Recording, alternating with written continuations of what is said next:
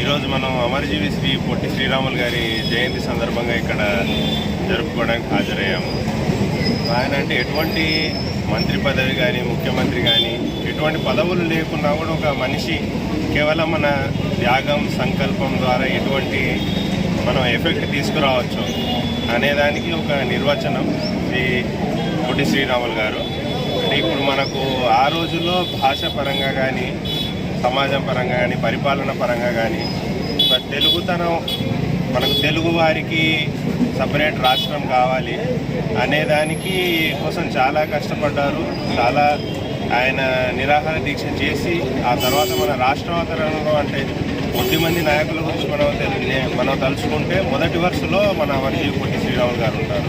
So అదే త్యాగం, అదే నిబద్ధత, అదే సంకల్పంతో మన యువత కూడా ఆయన్ని ఇన్స్పిరేషన్గా తీసుకొని ముందుకు వెళ్ళాలని నేను కోరుకుంటున్నాను.